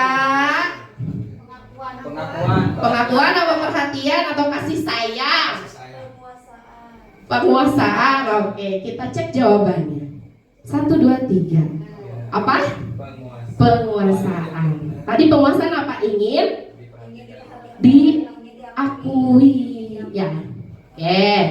Selanjutnya saya masih punya nih. Apa nih? Kejar aku kau kutangkap kalau kata Bapak Ahmi. Ibu kejar aku karena ibu guru sayang aku. Kira apa nih? Apa ya? Pak Suud suka kejar sama anak karena sayang nggak? Jadi kebutuhan apa nih? Iya, jawabannya cinta dan kasih sayang. Terakhir, aku bosan. Masa belajarnya cuma gitu-gitu aja, dengerin ibu guru aja. Apa kira-kira? Freedom. Apa? Bebas. Freedom atau kebebasan, betulkah dia jawabannya? Iya. Tepuk tangan dong buat semuanya. Ya. Oke, ada lagi Pak? Oke, masih ada Bapak Ibu ya. Ya, siapkan kupingnya untuk mendengarkan suara saya. Selanjutnya ada posisi kontrol restitusi. Nah ini di kelas pasti banyak masalah ya Bapak Ibu ya. Banyak masalah enggak? Banyak sekali ya Bapak Ibu. Nah ini terkait dengan posisi kontrol kita sebagai guru dalam menghadapi masalah. Ya udah ada satu masalah nambah lagi di kelas gitu ya. Sabar ya Bapak Ibu, emang itu tugas kita ya. Kemudian 5 posisi kontrol restitusi. Yang pertama adalah sebagai penghukum. Nah siapa nih yang sebagai penghukum? Nggak ada ya, kita semua mudah-mudahan di luar itu ya. Kemudian yang kedua, membuat murid merasa bersalah. Yang ketiga, posisi kita sebagai teman ya. Teman, sobat lah inti nama, cantelan pisang berat. Kemudian yang keempat, pemantau. Dan yang terakhir ada manajer. Oke, ini ada 5 posisi guru kontrol kita. Nah ini penjelasannya banyak ya. Mungkin perbedaan sedikit aja ya. Nah ini ada di sini ada identitas yang gagal, kontrol dari luar. Yang tadi ada 2, yaitu penghukum dan pembuat orang merasa bersalah. Gimana sih indikatornya yang seperti ini? Nah, jadi guru itu berbuat seperti ini. Menghardik, menunjuk-nunjuk, menyakiti, dan menyindir. Kamu gitu ya. Tuh, penghukum banget ya. Oke. Nah, guru berkata, kalau kamu tidak melaksanakannya, awas ya, rasakan nanti. Udah gitu lah. Iya, itu dari gurunya ya. Gurunya berkata seperti itu, hasilnya akan seperti apa? Yaitu memberontak, menyalahkan orang lain dan sampai berbohong. Jadi dia habisnya ini. Udah gak mau berbohong ya. Nah, kemudian kaitan dengan dunia yang berkualitasnya, murid meletakkan guru di luar dunia berkualitas. Kemudian murid berkata, jadi ini efeknya, murid itu akan berkata, biarin aja, nanti juga marah-marah lagi dia kan. Ya. Dampak pada muridnya ini pasti akan mengulangi kesalahannya gitu. Ya. Kemudian yang kedua, pembuat orang merasa bersalah. Gurunya ceramah dan mengatakan, seharusnya begini. Ibu kecewa sama kamu. Nah, di sini guru berkata, kamu seharusnya sudah tahu. Ibu lelah sekali mengatakannya. Ibu stres. Kamu jangan macam-macam deh, gitu. Nah, ini menyembunyikan, menyangkal dan berbohong hasilnya ya. Kemudian murid meletakkan guru di dalam dunia berkualitasnya, tapi di sini muridnya berkata cenderung, maafkan saya, kalau kurang banyak punya. Kemudian dampak pada muridnya itu dia akan merasa rendah diri, tidak berharga, Bapak Ibu. Iya, kalau membuat rasa orang bersalah, jadi dia minder. Ya. Kemudian di sini ada identitas yang berhasil atau sukses. Tadi identitas gagal ya. Ini identitas berhasil dan sukses itu ada 2, yaitu kita sebagai teman dan kita sebagai pemantau. Yang sebagai teman, gurunya misalkan membuat alasan-alasan untuk muridnya. Ayolah lakukan demi ibu gitu. Coba kerjain nanti ibu dimarahin sama kepala sekolah gitu. Kan gitu ya. Misalnya, itu misalnya ya Pak. Gitu. Misal Pak. Kemudian di sini hasilnya murid itu akan ketergantungan. Ya. Kaitannya dengan dunia berkualitasnya, murid meletakkan guru sebagai orang yang sangat penting di dunia yang berkualitasnya. Di dunia dia itu guru itu penting. Kemudian murid berkata, saya pikir Bapak Ibu teman saya, ternyata begitu. Jadi ketika kita kasih ceramah, kecewa, dianya kecewa. Yang tadinya kayaknya jadi teman, bisa aja nih diajak kerjasama gitu kan. Bu mau ke kantin belakang boleh ya? Bu mau ke Bohai.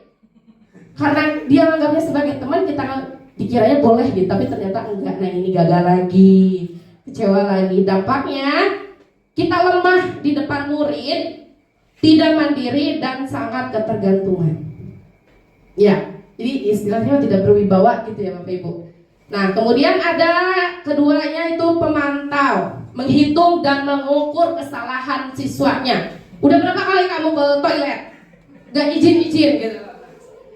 Kemudian apa peraturannya tadi gitu ya. Nah hasilnya menyesuaikan diri bila diawasi. Jadi kalau nggak ada gurunya, ya dia ke kantin lagi pas jam pelajaran atau jam pelajaran.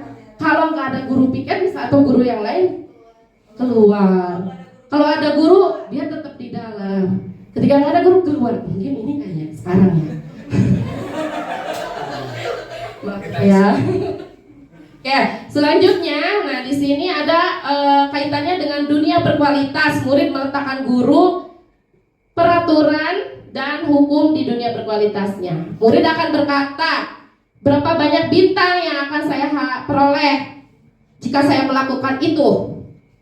Kemudian berapa halaman yang harus saya tulis, konsekuensinya jika saya melanggar itu, gitu. Jadi kalau saya tidak melanggar itu, dapat berapa bintang.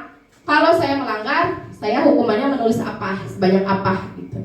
Nah itu pemantau karena tadi dia mengurutkan, menghitung ya kesalahannya. Nah di sini dampaknya pada murid adalah menitik beratkan pada sanksi atau hadiah untuk dirinya sendiri. Tadi hukuman dan penghargaan. Ya, di sini di bagian pemantau. Nah terakhir ini ada identitas yang berhasil atau sukses, ya. Yang suksesnya nih sama kayak tadi. Nah ini ada yang menghargai diri sendiri. Ini tujuan disiplin positif, menghargai diri sendiri dengan nilai-nilai kebajikan yang ia yakini. Begitu, ya. Jadi dia melakukan itu bukan atas faktor eksternal dari gurunya, tapi dari dalam diri sendiri atau motivasi internal. Jadi tumbuh dari dirinya sendiri. Nah, gurunya mengajukan pertanyaan-pertanyaan seperti apa yang kita yakini, apa yang bisa kamu kerjakan untuk memperbaiki masalah ini. Nah, di sini ada penguatan pribadi dari muridnya. Jadi kita di sini menuntun kalau murid punya salah, dia harus kita menuntun untuk dia memperbaiki kesalahannya, mencari solusinya sendiri. Itu. Kemudian murid berkata, bagaimana caranya saya supaya bisa memperbaiki kesalahan saya. Nah ini yang kita cari.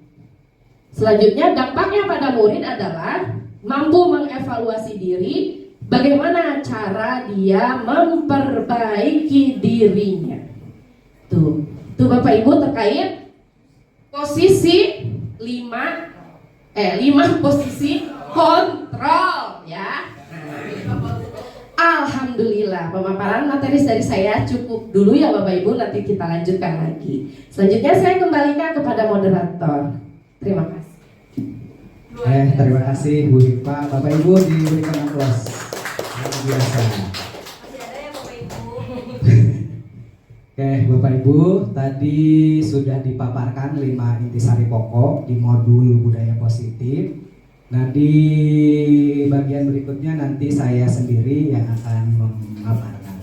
Nah, tapi sebelum masuk ke materi yang akan saya paparkan, sedikit mengulas karena akan berkaitan dengan materi yang ke-6, Bapak Ibu ya. Oke, di sini tadi kita sudah bahas tentang konsep disiplin positif, di mana disiplin positif itu adalah disiplin yang memang didorong dari dalam diri atau bersifat intrinsik, motivasinya motivasi intrinsik.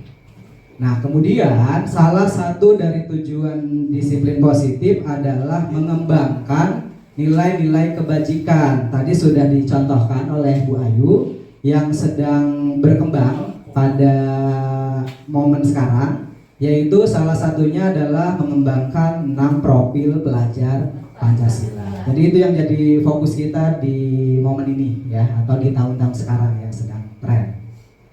Nah, dari situ untuk bisa mewujudkan disiplin positif, alangkah baiknya sekolah ataupun guru itu membentuk yang namanya keyakinan bersama. Tadi langkah-langkahnya sudah dipaparkan oleh Bu Hilpa.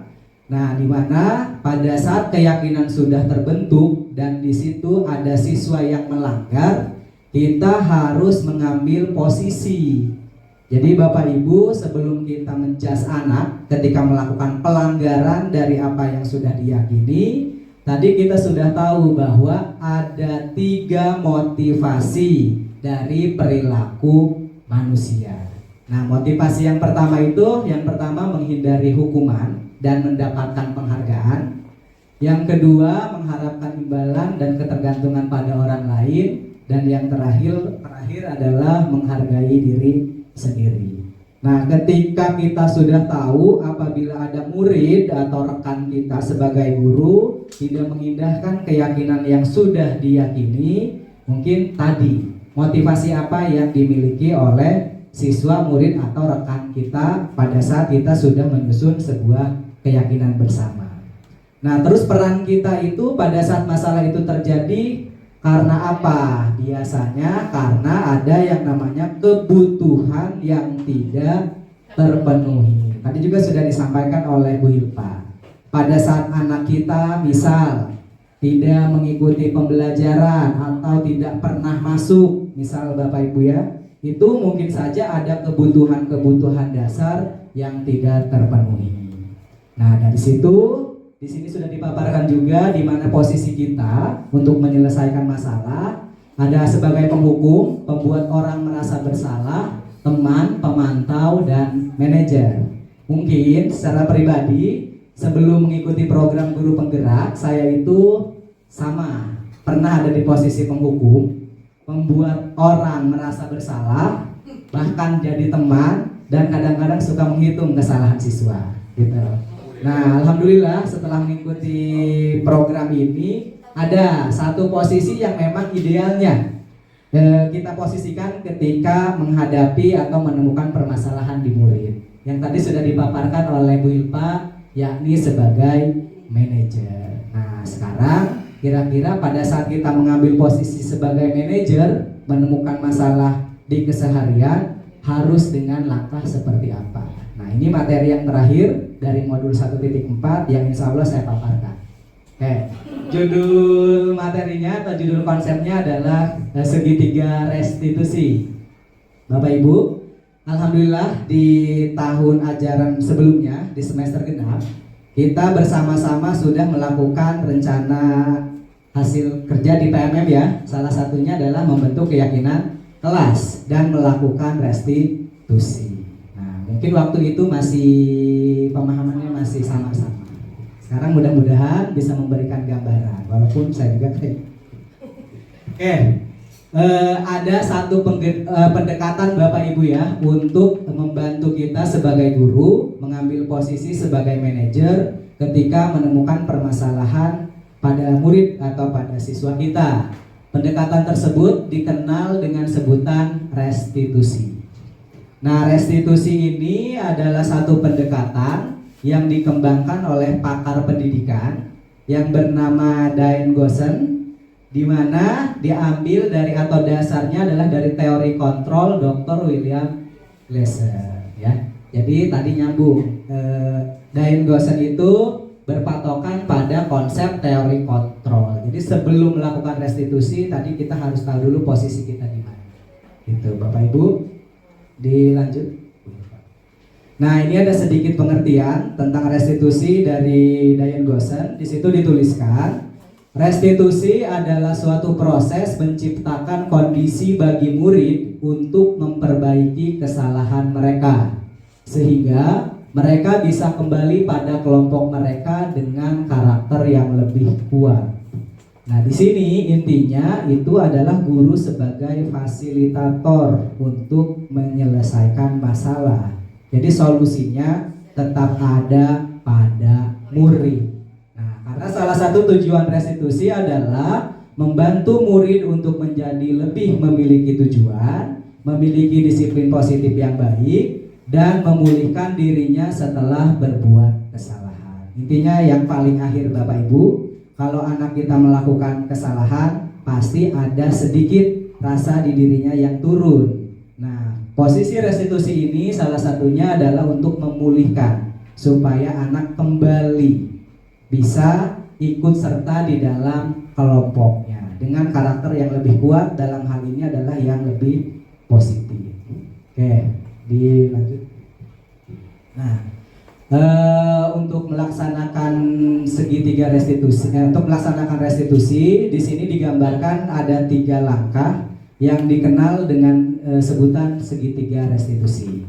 Nah, kalau tadi membahas tentang restitusinya, sekarang membahas langkahnya. Yang dikenal dengan sebutan segitiga restitusi adalah suatu proses dialog yang dijalankan oleh guru atau mungkin orang tua agar dapat menghasilkan murid yang mandiri dan bertanggung jawab. Jadi poin di sini, restitusi itu harus dilakukan secara berdialog, tidak bisa secara tidak verbal. Bapak Ibu ya. Untuk langkah-langkah restitusi digambarkan dari ketiga sisi segitiga restitusi. Di sini kita bisa memulai dengan menstabilkan identitas. Kemudian di sisi berikutnya ada validasi tindakan yang salah, dan yang ketiga adalah menanyakan keyakinan. Oke, dilanjut. Nah, tadi sudah dibahas bahwa restitusi itu dilandaskan pada teori kontrol, dan di sini ada keterkaitan atau hubungan antara 2 konsep. Nah, langkah menstabilkan identitas itu berdasar pada teori kontrol yang menyatakan bahwa kita semua akan melakukan hal terbaik yang bisa kita lakukan. Yang kedua, untuk langkah validasi tindakan yang salah, di situ berdasarkan pada pemahaman semua perilaku manusia itu pasti memiliki alasan. Dan untuk langkah yang ketiga, langkah menanyakan keyakinan, itu berlandaskan pada teori kontrol, kita semua pasti memiliki motivasi internal. Oke, dilanjut. Nah, di sini ada contoh praktik segitiga restitusi. Ada beberapa pertanyaan atau pernyataan yang bisa kita sampaikan pada saat kita melakukan kegiatan restitusi pada anak. Nah, untuk menstabilkan identitas, misal kita bisa dengan menanyakan atau menyampaikan sebuah pertanyaan seperti ini. Membuat kesalahan itu sesuatu yang wajar, artinya kita tidak menghakimi apa yang sudah dilakukan oleh anak. Jadi kita berikan, stabilkan dulu identitasnya. Karena anak yang melanggar sebenarnya mereka itu ada posisi identitas gagal, Bapak Ibu. Anak yang melanggar atau perilakunya kita anggap kurang baik, sebenarnya itu mereka berada pada identitas gagal. Nah, peran kita itu mengubah identitas gagal itu menjadi identitas yang berhasil seperti yang tadi sudah dipaparkan di 5 posisi kontrol. Nah, terus untuk validasi tindakan yang salah, ini ada contoh pernyataan yang bisa kita sampaikan pada saat melakukan kegiatan restitusi. Yang pertama, misal kamu bisa bertindak lebih gegabah lagi dari ini. Nah, pada saat anak melakukan kesalahan, ya kita tidak tanyakan kesalahannya, tetapi lebih diluaskan arahnya. Contoh yang kedua, kita bisa menanyakan, kamu pasti punya alasan mengapa melakukan hal itu, ya Bapak Ibu. Jadi tidak menjas anak, kita lebih ke bertanya alasan anak kenapa. Nanti untuk lebih jelasnya, kita bertiga sudah melakukan praktik yang akan ditampilkan. Oke, untuk langkah menanyakan keyakinan, ini ada beberapa contoh pertanyaan atau pernyataan. Saya bacakan satu aja Bapak Ibu ya. Contohnya adalah sebagai keluarga atau kelas apa yang kita yakini. Nah, ini adalah contoh pertanyaan yang bisa kita praktikkan di kegiatan restitusi. Sebut. Oke. Bapak Ibu, itu adalah pemaparan terkait intisari dari modul 1.4 dengan judul budaya positif. Nah, kita lanjut kegiatan inti yang kedua, yaitu pemaparan mungkin sepintas ya Bapak Ibu dari kami bertiga, yaitu penerapan budaya positif di sekolah yang sudah dilakukan selama mengikuti program guru penggerak sampai dengan hari ini, itu sebagai bentuk aksi nyata implementasi dari modul 1.1 sampai dengan 1.4. Oke, untuk yang pertama pemaparan terkait penerapannya akan dipaparkan oleh Ibu Ayu. Ibu Ayu, dipersilakan.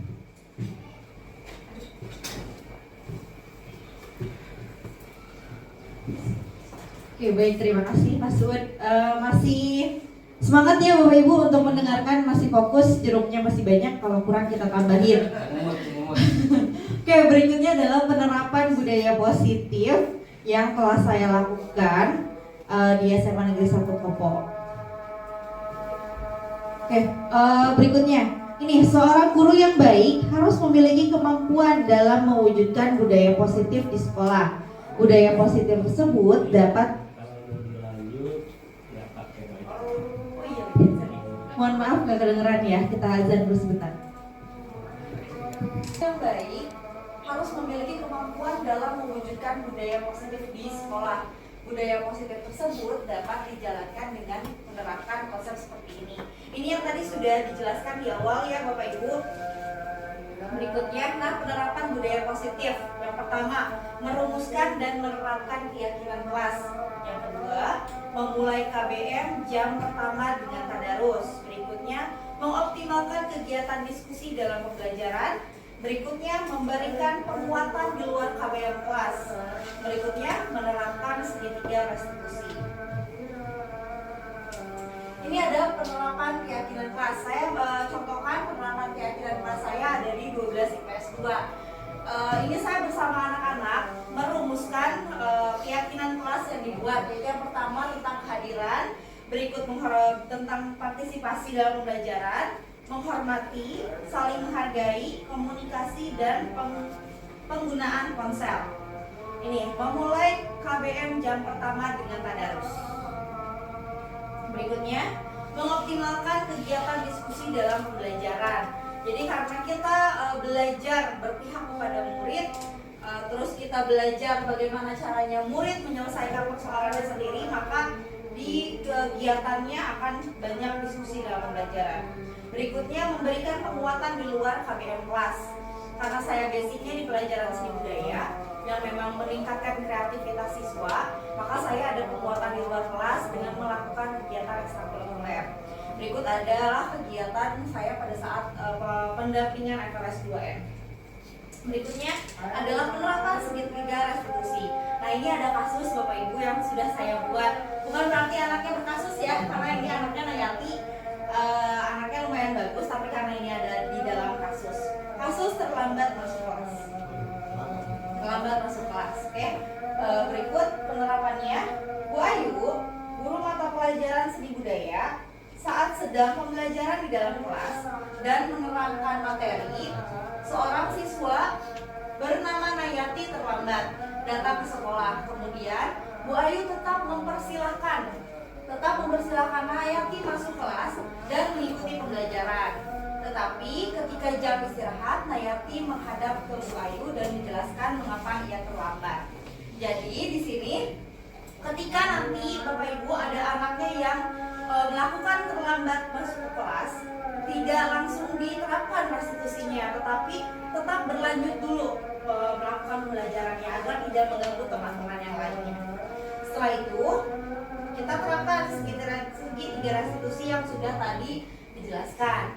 Kamu pasti punya alasan mengapa hal tersebut. Itu validasi tindakan yang salah. Berikutnya, menstabilkan identitas.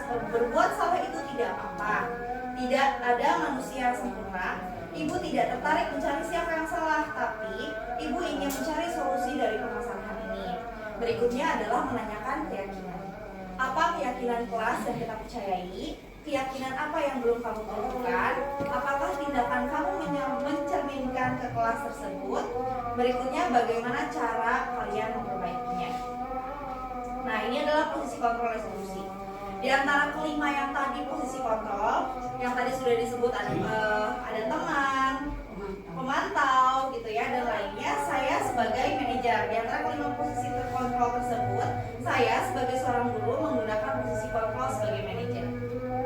Berikutnya, sebagai manajer, guru dapat berbuat sesuatu bersama murid, mempersilahkan murid bertanggung jawab, dan mendukung murid agar dapat menemukan solusi. Selain itu, posisi manajer mengacu pada restitusi yang dapat menjadikan murid sebagai manajer bagi dirinya sendiri, sehingga dapat tercipta identitas positif pada diri murid. Berikutnya, dengan menstabilkan identitas. Menstabilkan identitas ini tadi bertanya ya, bagian dasar dari segitiga bertujuan untuk mengubah identitas anak dari orang sisi gagal. Adapun contoh kalimat yang dapat digunakan untuk mereflektif anak tersebut adalah sebagai berikut. Berbuat salah tidak apa-apa. Jadi kita bilang kepada Nayati, berbuat salah itu tidak apa-apa nak, tetapi ibu menginginkan ingin mengetahui kenapa kamu melakukan tersebut. Terus ada juga banyak orang juga pernah melakukan kesalahan seperti itu. Yakinlah bisa menyelesaikan masalah ini. Berikutnya adalah validasi tindakan yang salah. Mohon maaf, saya kok. Nah, validasi tindakan yang salah. Berikutnya adalah validasi tindakan yang salah. Validasi tindakan yang salah dilakukan berdasarkan prinsip bahwa setiap perilaku berupaya memenuhi suatu kebutuhan tertentu, sehingga guru atau orang tua akan bergeser dari pemikiran stimulus respon menjadi proaktif, serta akan lebih mengenali dan mengakui kebutuhan murid atau anak. Jadi di sini digali ya kenapa dia melakukan hal seperti itu. Berikutnya adalah menanyakan keyakinan. Menanyakan keyakinan dilakukan dengan memberi pertanyaan-pertanyaan bermakna kepada murid atau anak untuk memunculkan motivasi secara intrinsik, sehingga mampu mengaitkan keyakinannya dengan tindakan yang salah. Jadi setelah kita menggali kenapa anak ini terlambat gitu, setelah kita tahu apa yang dia lakukan, kita nanyain keyakinan kelas apa yang sudah kamu langgar, atau keyakinan kelas seperti apa yang kemarin sudah kita buat dan kamu melakukan kesalahan tersebut. Berarti kalau melihat dari kasus Nayati yang terlambat ke sekolah, keyakinan kelas apa biasanya yang dia langgar, Bapak Ibu? Disiplin ya. Nanti anak akan menjawab, Ibu saya melanggar disiplin terhadap waktu, gitu. Poin 1. Jadi supaya dia menggali sendiri apa keyakinan yang salah dari dianya.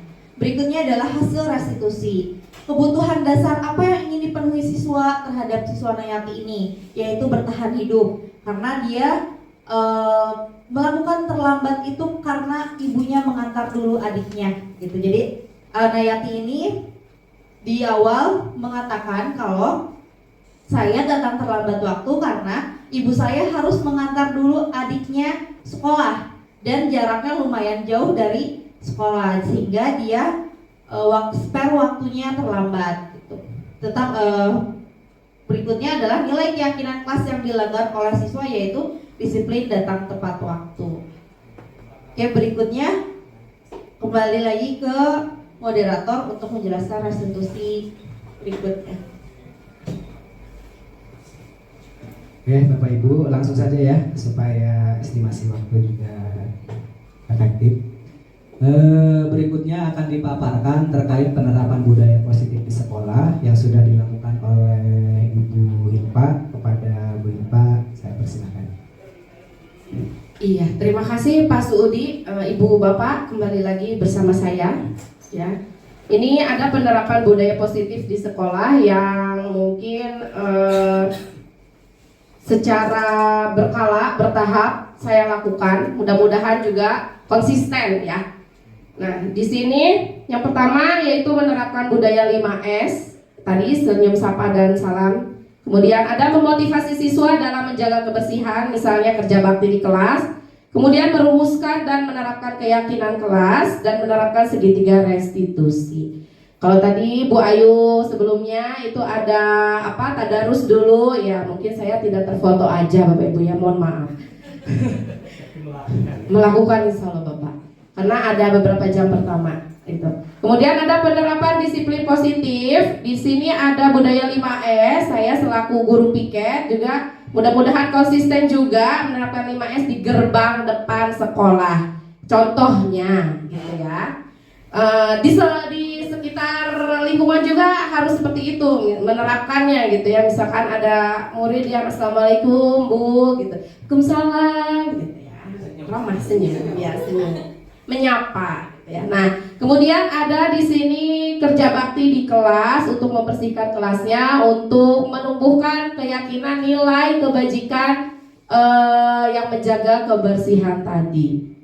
Selanjutnya yang kedua yaitu merumuskan dan menerapkan keyakinan kelas. Di sini yang sudah saya paparkan sebelumnya, kita menentukan peraturan kelas dulu, apa yang boleh dilakukan dan tidak boleh dilakukan. Ini ada dua di atas, foto di atas. Kemudian yang ketiga itu foto gambarannya, prosesnya dalam menerapkan keyakinan kelasnya. Dan yang terakhir itu yang terakhir nih, gambaran yang ini terkait kontribusi muridnya untuk diajak dalam menentukan keyakinan kelas. Dan terakhir ini ada keyakinan kelas yang sudah disepakati di kelas 11/4 kebetulan ini yang terdokumentasikan. Kemudian selanjutnya ada penerapan segitiga restitusi, di mana di sini studi kasusnya kemarin ada laporan dari beberapa guru mata pelajaran terkait dengan siswa atau murid yang saya bina. Bukan bina dalam artian bina polsek ya, maksudnya saya wali kelas gitu ya. Itu terkait dengan siswa yang bolos di mata pelajaran. Jadi kasusnya katanya Bu Hilfa itu sebagai wali kelas 11/1. Bu Hilfa mendapatkan laporan dari beberapa guru mata pelajaran bahwa ada siswa yang tidak mengikuti kelasnya atau membolos, yaitu atas nama Haikal dan Adnan. Kemudian Bu Hilfa memanggil anak kelasnya tersebut untuk divalidasi kesalahan yang tadi sudah disebutkan. Kemudian di sini, nah posisi kontrolnya. Dari kelima posisi kontrol yang tadi, saya mencoba untuk menempatkan posisi saya sebagai manajer, ya. Di mana di sini siswa dipersilakan untuk bertanggung jawab akan tindakannya serta mendukung siswa menemukan solusinya atas permasalahannya sendiri yang tadi, yang membolos tadi, Bapak Ibu. Selanjutnya, nah ini penerapan segitiga restitusinya dimulai dari menstabilkan identitasnya. Saya tidak menghakimi dulu, tapi mengarahkan dulu ya.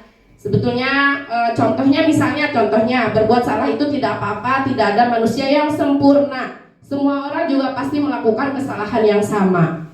Ya, Ibu tidak tertarik mencari siapa di sini yang ngajak atau yang diajak, tapi Ibu ingin mencari solusinya, bagaimana kamu menyelesaikan masalah ini. Itu yang ada di menstabilkan identitas. Kemudian yang kedua ada validasi tindakan yang salah. Kita validasi kenapa Haikal sama Adnan itu melakukan hal tersebut. Misalkan dengan bertanya, kalian pasti punya alasan mengapa melakukan hal tersebut atau membolos di jam pelajaran PTB gitu ya. Nah, selanjutnya iya, nah anak tuh menjelaskan kenapa dia melakukan bolos di jam-jam pelajaran. Memang bukan hanya satu ya Bapak Ibu, mohon maaf. Jadi kenapa dia melakukan hal tersebut gitu, dan ternyata dia pergi ke warung bohai ya, bosan katanya, ngantuk atau segala macam lah alasan anak gitu ya. Nah tapi di situ kita gali kenapa alasannya, dan kita arahkan untuk dia menyadari kesalahannya dia sendiri gitu. Di sini di bagian validasi tindakan yang salah gitu ya. Atau indikatornya dia mungkin akan menyadarinya.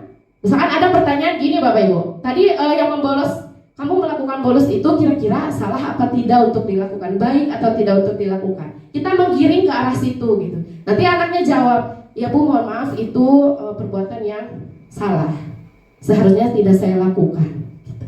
Tapi kita tanyakan lagi alasannya apa gitu ya. Nah selanjutnya ada yang ketiga menanyakan keyakinan. Nah tadi balik lagi ke kesepakatan kelasnya atau keyakinan kelasnya yang sudah kita sepakati. Sini keyakinan kelasnya apa yang kita sudah percayai, keyakinan apa yang belum kalian tunjukkan dari membolos itu, dan apakah tindakan kalian mencerminkan keyakinan kelas tersebut dan bagaimana cara kalian untuk memperbaikinya. Jadi digiring untuk mencari solusinya sendiri. Kemudian hasil restitusinya tadi terkait dengan Haikal dan Adnan. Jadi ada kebutuhan dasar yang Haikal dan Adnan tidak terpenuhi, yaitu kesenangan dan kebebasan. Tuh, ya Bapak Ibu. Dan nilai keyakinan kelas yang dilanggar yaitu tidak saling menghormati, artinya tidak hormat dengan gurunya, tidak menghargai gurunya, dan disiplin dalam mengikuti pembelajaran di kelas. Begitu Bapak Ibu. Jadi hasilnya dari restitusi kita tahu kebutuhan dasar dia yang tidak terpenuhi apa dan keyakinan kelasnya. Selanjutnya, penerapan budaya positif di sekolah yang akan dipaparkan oleh Bapak Suudi Adha. Saya kembalikan kepada moderator. Baik Bu Hilpa, Bapak Ibu langsung saja ya. Oke. Di sini sesi terakhir di kegiatan inti yaitu pemaparan terkait penerapan budaya positif di sekolah yang sudah saya coba lakukan berdasarkan pemahaman saya dari kegiatan program guru penggerak ini. Oke, Bapak Ibu, di sini ada beberapa hal yang sudah saya coba terapkan, terutama di kelas ya, karena ini masih di kelas, belum bisa ke sekolah. Tapi mudah-mudahan dari penerapan budaya positif yang saya lakukan di kelas itu bisa mewarnai budaya positif yang ada di sekolah. Nah, di sini ada 5 penerapan budaya positif yang sudah saya lakukan dimulai sejak mengikuti program guru penggerak, dan mungkin ada beberapa kegiatan juga yang mendorong kegiatan yang sudah ada di sekolah. Mudah-mudahan tadi sama dengan Bu Ayu dan Bu Hilpa ini terus tetap konsisten dilaksanakan, tidak berhenti saat program ini berakhir. Nah, yang pertama, di sini saya berusaha untuk merumuskan dan menerapkan keyakinan kelas bersama murid. Yang kedua, mencoba untuk memulai KBM di jam pertama, khususnya di hari Selasa sampai Kamis, yaitu dengan kegiatan tadarus dan dilanjutkan dengan menyanyikan lagu Indonesia Raya. Walaupun tantangannya ada Bapak Ibu ya, agak susah karena mereka belum terbiasa. Dan yang ketiga, untuk memfasilitasi kegiatan pembelajaran yang berpihak pada murid, di sini saya mencoba menerapkan budaya mengoptimalkan kegiatan diskusi dalam pembelajaran. Sama Bapak Ibu, di mapel saya itu agak susah untuk diskusi, jadi sekarang mencoba untuk diterapkan. Oke. Dan yang kelima, mungkin ini juga salah satu program sekolah kita dulu. Saya mencoba melanjutkan kembali dengan menerapkan kegiatan literasi, dalam hal ini membaca, diselingi di kegiatan pembelajaran selama 10 menit. Dan yang terakhir, nah, pasti Bapak Ibu ya, dalam pelaksanaan tugas kita menemukan berbagai masalah, khususnya yang berkaitan dengan murid. Di sini karena saya sudah mendapatkan pemahaman dari program ini, saya mencoba menerapkan segitiga restitusi pada saat menemukan permasalahan terkait murid. Nah, Bapak Ibu, ini beberapa gambaran terkait penerapan budaya positif yang sudah saya lakukan. Nah, untuk merumuskan keyakinan kelas, ini sebagai sampel saya ambil di kelas 12 MIPA 2. Nah, prosesnya tadi yang sudah dijelaskan oleh Bu Hilpa, dimulai dengan memberikan pemahaman, seperti menanyakan bagaimana perasaan mereka ketika mengikuti pembelajaran matematika di kelas sebelumnya. Karena di sini fokusnya keyakinan pada mata pelajaran, bukan wali kelas. Nah, kemudian saya meminta siswa atau murid untuk menuliskan hal-hal apa saja yang boleh dan tidak boleh dilakukan ketika mengikuti pembelajaran, khususnya di pelajaran matematika. Terus setelah itu memandu mereka untuk mengumpulkan hasil tulisan mereka. Setelah dituliskan, dirumuskan Bapak Ibu dalam kalimat yang lebih positif. Nah, misalkan seperti untuk poin nilai kebajikan saling menghargai, salah satu contohnya anak itu menulis tidak mengganggu ketika belajar. Itu salah satu contoh kalimat yang dituliskan oleh siswa. Nah, sebelum merumuskan menjadi keyakinan kelas, tadi saya juga membagi siswa dalam beberapa kelompok dan meminta mereka untuk menuliskan apa saja sih kegiatan yang harus tampak dan tidak tampak. Mungkin kelompok 1. Terus kelompok berikutnya menuliskan apa sih yang kira-kira ingin kita dengar, ingin kita lihat itu dalam tabel Y. Dan nanti terakhir dirumuskan peran kita sebagai guru dan murid.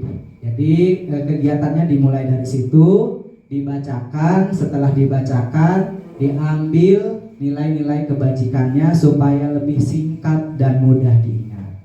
Nah, kebetulan setelah disepakati, tadinya hanya ditulis di sebelah sini Bapak Ibu, ditulisan di whiteboard, kemudian dibuatlah di Canva, menggunakan Canva supaya lebih terlihat baik gitu.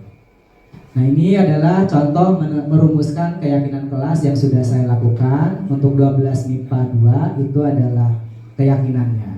Nah, untuk penerapannya dalam pelaksanaan kegiatan tetap diingatkan Bapak Ibu ya sebelum memulai kegiatan pembelajaran. Jadi setiap memulai kegiatan pembelajaran kita ingatkan kembali. Nah, syukur-syukur ditempel. Kebetulan di kelasnya katanya belum boleh. Saya sudah siapkan tapi belum katanya. Karena mereka mau membuat program apa tuh? Yang adiwiyata mungkin ya. Jadi belum bisa. Oke, dilanjut Bu. Nah, ini adalah penerapan budaya positif yang sudah saya lakukan, walaupun mungkin belum maksimal. Di sini kalau kegiatan tadarus, insya Allah semuanya sudah melakukan, terutama di jam pertama. Nah, di sini saya selipkan kegiatan menyanyikan lagu Indonesia Raya untuk menumbuhkan rasa nasionalisme siswa. Oke, dilanjut. Nah, tadi dalam pembelajaran yang berpihak pada murid, mungkin sebelumnya Bapak Ibu, saya itu pembelajarannya masih konvensional, ceramah ya lebih banyak. Sekarang selama mengikuti program mencoba menerapkan pembelajaran yang berpihak pada murid, salah satunya adalah melibatkan siswa dalam memahami masalah dan menyelesaikannya. Oke, dilanjut. Nah, ini ada gambaran atau dokumentasi kegiatan literasi di kegiatan pembelajaran selama 10 menit. Terus tuh. Nah, ini yang terakhir yang saya lakukan. Ada beberapa kasus sebenarnya yang sudah dilakukan, tetapi untuk sesi ini saya akan mengangkat satu kasus, yakni kasusnya itu siswa jarang masuk sekolah, termasuk di pelajaran saya. Oke, kasusnya itu di sini saya tuliskan dulu Bapak Ibu ya. Saat pelajaran matematika di kelas 12 MIPA 2, saya itu sebagai guru mata pelajaran mendapati bahwa ada satu siswa, dan ini memang dari kelas 11. Sekarang ya mudah-mudahan bisa berubah setelah restitusi. Ada satu siswa atas nama Dul Halim, dan ini menjadi PR kita semua sebenarnya. Jadi di kelas 11 Dul Halim itu jarang masuk, berdampak juga pada mata pelajaran saya. Nah, kehadiran Dul Halim ini sangat kurang waktu itu. Komunikasi yang sudah saya lakukan adalah salah satunya dengan wali kelas. Tetapi pada kemarin di kelas 12 terulang kembali, beberapa pertemuan tidak masuk. Nah, saya di sini lebih menitip pesan kepada ketua kelas untuk menyampaikan kepada Dul Halim pada saat masuk untuk menemui saya. Nah, jadi setelah Dul Halim menemui, akhirnya saya mencoba Bapak Ibu menerapkan segitiga restitusi. Dimulai dengan menstabilkan identitas. Nah, di fase ini saya menanyakan pertama terkait kondisi Dul Halim, apakah sehat atau tidak. Biasa Bapak Ibu ya, jadi tidak langsung menjas gitu. Nah, terus saya juga menanyakan kepada Dul Halim, kira-kira kenapa Bapak bisa meminta Dul Halim menemui Bapak. Pasti Dul Halim tahu alasannya. Nah setelah itu ngobrol sedikit supaya Dul Halimnya tidak terlalu takut, dilanjutkan ke tahap berikutnya, yakni validasi tindakan yang salah. Ya. Nah dari validasi tindakan yang salah di sini saya mencoba Bapak Ibu yang menanyakan kira-kira Dul Halim itu tidak masuk pasti punya alasan dan meminta Dul Halim untuk menjelaskan alasan kenapa Dul Halim tidak masuk. Waktu itu Dul Halim menjelaskan singkatnya Bapak Ibu ya, Dul Halim itu tidak masuk karena sering bermain game di malam hari. Nah sering bermain game di malam hari, paginya katanya masih ngantuk, orang tuanya juga jarang open gitu. Jadi bukan gak peduli ya, mungkin agak kurang open lah. Kalau saya bilang tidak peduli juga jahat juga. Oke di situ. Setelah Dul Halim menjelaskan alasan Dul Halim kenapa dia jarang masuk, saya mencoba masuk ke tahap yang terakhir, yaitu tahap menanyakan keyakinan. Jadi diajak dulu Dul Halimnya. Jadi kita ajak Dul Halim, saya ya Bapak Ibu, saya mengajak Dul Halim mengingat kembali Dul di kelas IPA 2 gitu ya. Di pelajaran Bapak kan kita sudah menyusun kesepakatan apa saja. Kebetulan waktu itu Dul Halim juga lupa Bapak Ibu. Jadi saya ingatkan lagi kesepakatannya. Ya mungkin tadi ada faktor karena belum ditempel di dalam kelas Bapak Ibu ya. Nah terus dari situ ditanyakan kira-kira dari keyakinan kelas yang sudah ada di kelas, Dul Halim kira-kira yang mana nih yang tidak sesuai. Alhamdulillah anaknya tahu gitu ya Bapak Ibu. Nah dari situ saya juga mencoba mengajak Dul Halim untuk mencari solusinya sendiri. Walaupun bahasa anak kita tahulah lebih singkat, kitanya bingung mau nanya apa lagi ya. Kamu tahu nggak alasan kira-kira harus gimana? Nggak tahu Pak gitu. Diarahin lagi pokoknya sebisa-bisa kita, dan itu menjadi tantangan. Nah waktu itu alhamdulillah walaupun dipandu Bapak Ibu ya, belum muncul dari anak secara pribadi, tetap dipandu, diarahin dulu gitu tuh. Solusinya Dul Halim itu sudah ada upaya. Satu katanya ingin mengurangi gamenya, jadi waktu tidurnya akan lebih diatur lagi. Yang kedua, waktu itu Dul Halim akan berkomunikasi dengan orang tuanya supaya mau membantu mengingatkan paginya, walaupun sebenarnya mungkin sudah. Nah dari situ karena Dul Halim sudah menyampaikan dan tidak ada kendala. Tadinya kalau Dul Halim ada kendala, Pak saya takut ngomong sama orang tua, mungkin tindakan saya berikutnya ke wali kelas dihubungkan dengan orang tua. Tapi kebetulan yang kemarin dilakukan Dul Halim, alhamdulillah dari dirinya gitu. Oke, Bapak Ibu, itu adalah beberapa penerapan budaya positif yang sudah kami bertiga lakukan di sekolah. Mudah-mudahan menjadi suatu tindakan yang konsisten dan memiliki dampak yang baik khususnya pada murid-murid kita. Untuk sesi berikutnya kita ada sesi tanya jawab. Kalau sekiranya ada, mangga. Silakan Bapak Ibu. Boleh Bapak. Sedikit memberikan refleksi terkait dengan kegiatan yang sudah kita lakukan bersama. Ini luar biasa hasilnya, satu kata wow. Kalau luar biasa dua kata, ini satu kata wow. Alhamdulillah yang saya dapatkan adalah sebuah pencerahan, seolah-olah saya tuh direcord. Ini kalau kadang-kadang apa? Enggak, saya bahkan ketika saya melihat pertama itu seperti manusia. Pemaparan awal biasa saja. Ini materi yang sudah saya terima nih, sama halnya. Tapi begitu dijelaskan, bahkan pada saat penerapan budaya positif di sekolah, ketiga-tiganya sudah luar biasa. Yang saya ikuti, saya hadapi dalam pembelajaran itu sudah dilakukan. Hanya dibutuhkan konsistensi. Saya sepakat dengan teman-teman yang lain, konsisten melakukan budaya positif, menerapkan budaya positif di sekolah. Dan saya yakin pengaruhnya dampaknya akan sangat baik bagi lingkungan sekolah secara keseluruhan. Itu luar biasa. Apalagi kita dengar bersama dari supportnya yang luar biasa dari bapak kepala sekolah. Saya sangat setuju terkait dengan. Saya lebih memahami semua ke-6 materi yang ada dalam budaya positif di sini tua lebih memahami ya pada saat kegiatan ini. Ya, jadi benar-benar tercerahkan dan saya benar-benar termotivasi. Ya Bapak, terima kasih atas penguatannya. Bapak Ibu, sebelum kita tutup, di sini saya membacakan. Ini bagian di Ada dapur. lagi, cukup ya?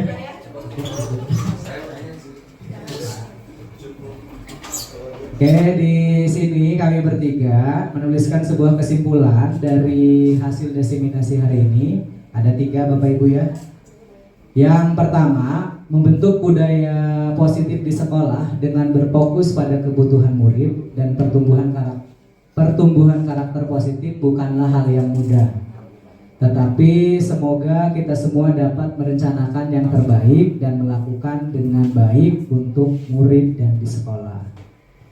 Buah dari kerja keras kita tersebut dapat terlihat ketika kita menyadari bahwa murid kita telah bertumbuh menjadi seorang dewasa yang sukses di pekerjaan, kehidupan dan relasinya dengan orang lain dengan karakter yang memiliki integritas tinggi, bertanggung jawab, dapat diandalkan, berbudi pekerti luhur dan bermanfaat bagi lingkungan dan negara. Jadi, Bapak Ibu tetap semangat. Guru hebat untuk memberikan yang terbaik bagi murid-murid kita. Ya. Bapak Ibu, kami bertiga khususnya mengucapkan terima kasih atas kesediaan Bapak Ibu membersamai kegiatan kami. Kurang lebihnya kami mohon maaf. Wabillahi taufiq wal hidayah. Wassalamualaikum warahmatullahi wabarakatuh.